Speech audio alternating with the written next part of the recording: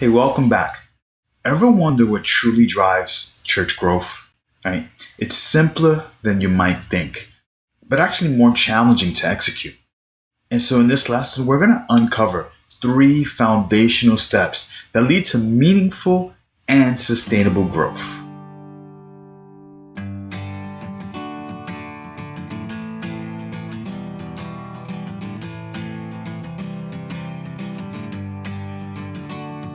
And I remember when I first started coaching, right? I found myself working with churches who were struggling to grow. And here's the thing. Many of them had packed calendars, ton of vision, passionate volunteers, and yet did not see growth or community impact. They did a huge amount of events. They had some of them had staff, and they were trying one tactic after another. And it's when I realized that church growth, it doesn't have to be complex, doesn't have to be complicated. In fact, it's pretty simple. The problem is it's actually difficult, right? The secret to real growth is surprisingly simple, and yet it's not always achievable, not easy to achieve. And so in this lesson, we're going to unpack three basic steps that you need in order to grow your ministry consistently. In fact, these are three steps that you need to build systems around. And if you don't have systems around these things, you're not able to do these things consistently, your church is going to struggle to grow. So here's the first one, step number one per se. You want to reach people with the gospel, right? Simple. Reach people with the gospel.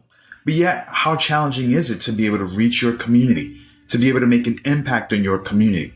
And so for this specific reason, what we want to be able to do is get very clear on what are the needs of our community and how can we serve them effectively. In fact, that's one of the things we're going to cover in step number 3 of our course. But I want you to begin with this simple concept that one of the main priorities, most important things I can do consistently as a church is create opportunities to reach people with the gospel. Okay, here's a second.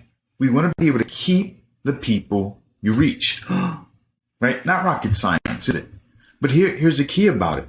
What we want to be able to do is we're reaching people with the gospel. We're reaching our communities.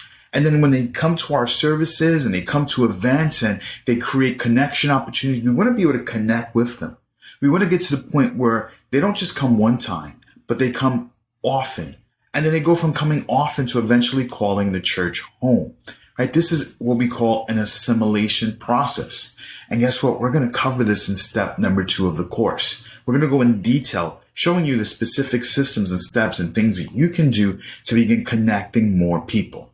Okay, so step number 1, reach people with the gospel. Step number 2, keep the people you reach. Here's step number 3.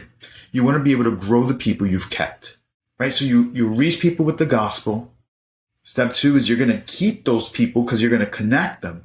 And then step number 3 is you're going to grow the people that you have kept. And this is what we call a discipleship process. Because the thing about church growth is that you can grow numerically. The problem is today you're going to have 100 new people. Tomorrow they're gone. This is why we need to build mature disciples who have deep roots, who are connected to the ministry, connected to the church, connected to the vision, helping you reach other people with the gospel. And so here's what I want you to do, right? I want you to know these 3 basic steps. Each require a system, right?